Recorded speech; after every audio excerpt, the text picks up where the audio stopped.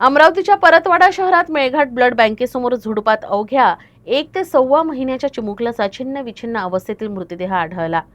परिसरातील मोकाट कुत्र्यांनी मृतदेहाचे लचके तोडल्याचा प्राथमिक अंदाज व्यक्त केला जातोय। दरम्यान घटनेची माहिती मिळताच परतवाडा पोलिसांनी घटनास्थळी दाखल होत तपास सुरू केला। तर या चिमुकल्याचे आई वडील कोण याचा आता शोध घेतला जातोय। परतवाड्यातील मेळघाट ब्लड बँकेसमोर झुडपात हा धक्कादायक प्रकार उघडकीस आलाय। झुडपात चिमुकल्याचा मृतदेह आढळल्यानंतर परिसरात एकच खळबळ उडाली।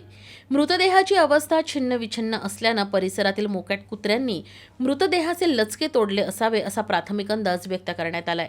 दरम्यान घटनेची माहिती मिळताच परतवाडा पोलिसांनी घटनास्थळी धाव घेतली।